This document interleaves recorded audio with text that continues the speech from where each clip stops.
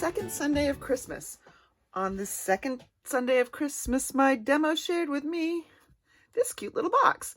This is called a 3-2-1 box. And this ribbon just slides off. This is from the Fine Art Collection, Fine Art ribbon. And the box just opens up like so. You can keep a couple little treats in there or give a nicer jewelry gift, anything that you want in there.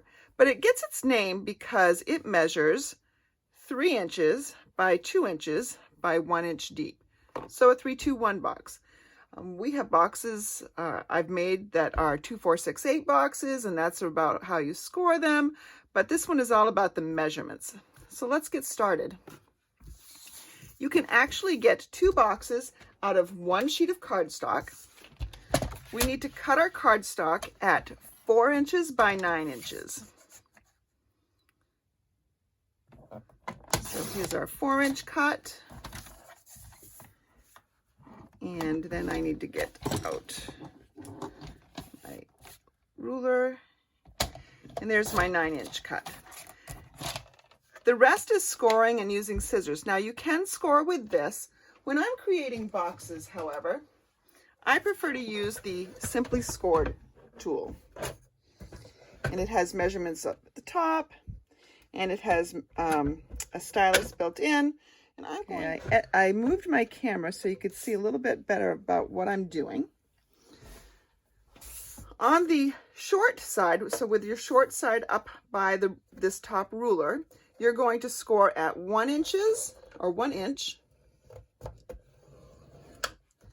and 3 inches. And all I do is I put my stylus in there and then drag. These grooves keep the stylus in the groove. And I'm going to turn it, and on the long side, I'm going to score at 1 inch, 4 inches, 5 inches, and 8 inches. And these measurements are going to be on my blog, so you don't have to write them down right now. That's all the scoring we need. We're going to get out our bone folder and make some nice, crisp folds here. That's essential for nice boxes. And it's much easier to do this burnishing before you've cut some of the tabs. So now that I've got it all scored, I'm going to take my paper snips, and you can see, let me pull this closer. You can see that there are several rectangles, but there are a few squares. We're going to pay attention to the squares because we're going to cut on all these on the long edge, and we're going to miter on all the squares. I'm going to go ahead and move my camera down, so hold on just a moment. Okay, I've moved my camera down again, and we're going to cut along this score line just up to that next score line, and I'm going to miter the square. So if you remember you're only mitering squares, that will help you remember which ones. So this is a rectangle. I'm not going to miter that side. I miter in on the square. I cut up straight, and then I cut in at an angle to make my little, to miter my little tab. Same thing here. And I noticed the lighting's a little bit hard for me to see on the black. I noticed I didn't quite get that on the score line. So all fixed. Again, I'm going to cut up, and then I'm going to angle in a little bit and angle in a bit here as well. I'm going to turn my box and do the same thing on the other side. Miter, miter.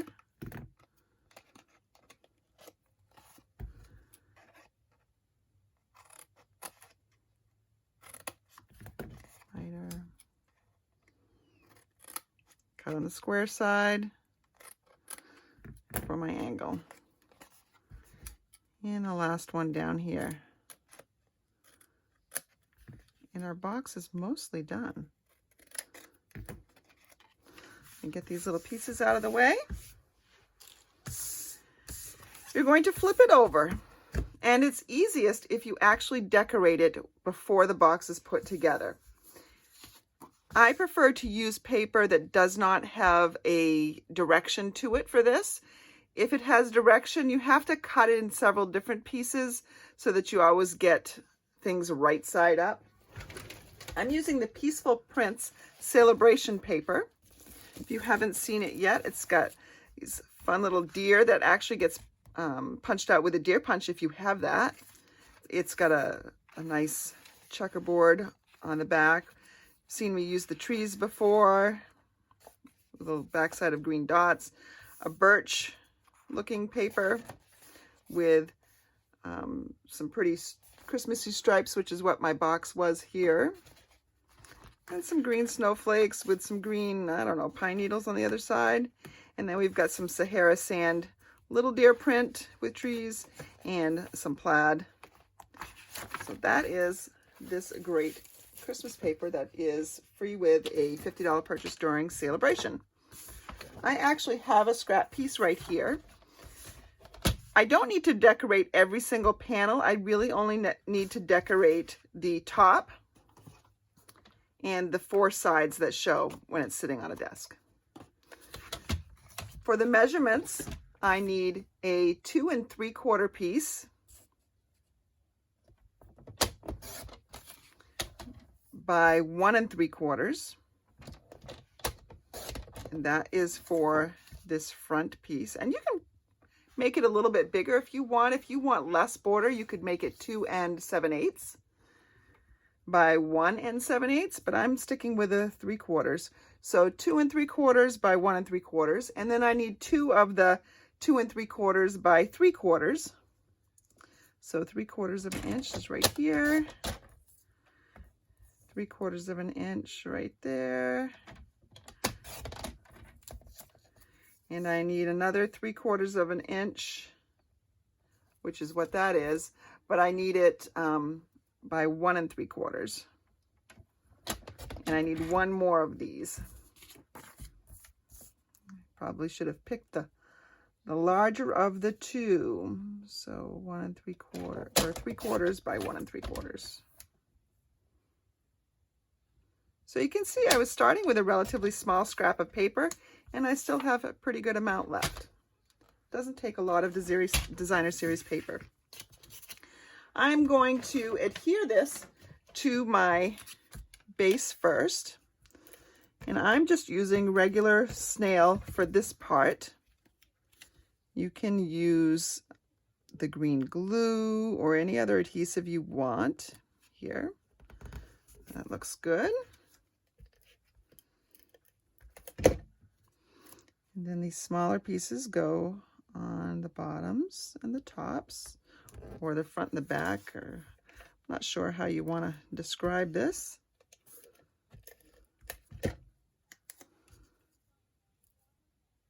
But you can see how you would want to take care in the direction, because this is going to be the top. If you're making your box, this is the top of the box right here, and this is the top of the box, so they're kind of mirrored. And then we just need to add some for the sides as well.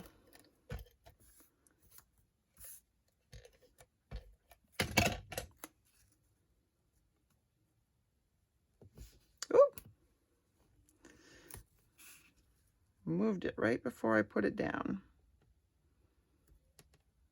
You just want to center it in there the best you can.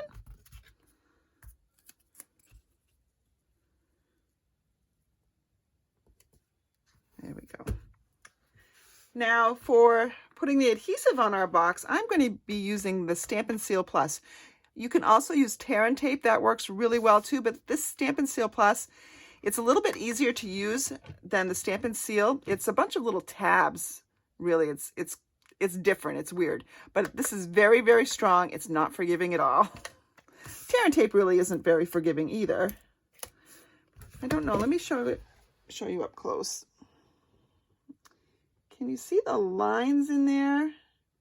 So that's what I mean by a bunch of little tabs. We're just going to put that all over here. Oops. There we go.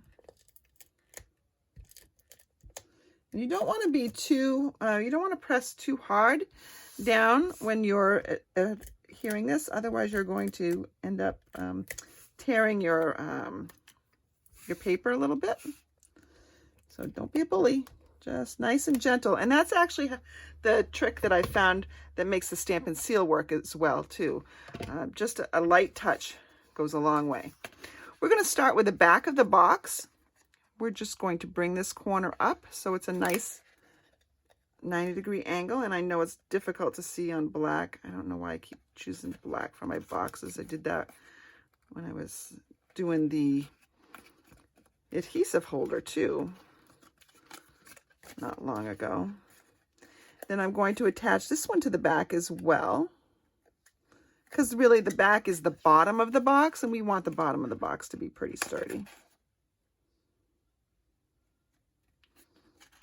Okay, and now you can see that this is going to come over. That's going to be the top. So I just want to bring this in. Try to keep it a little loose. That will help the box open and close okay, but you don't want to over tighten this, that's for sure. And then it just comes down just like that.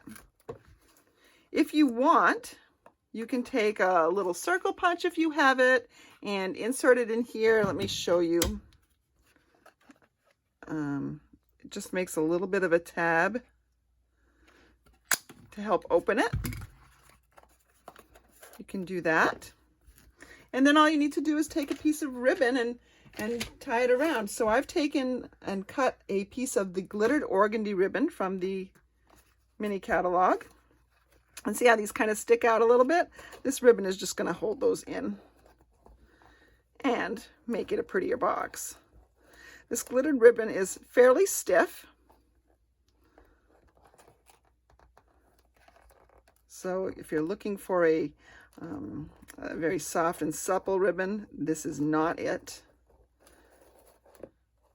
But it does stand up for many attempts at making ribbons and bows, if you have a hard time with that. So there we go. There's our cute little gift box. You can add a tag if you want to, or again, if you're making this for a Secret Santa gift, perfect, doesn't need a tag. Look how cute that is just because of the Designer Series paper. We'll see you next Sunday for the third Sunday of Christmas.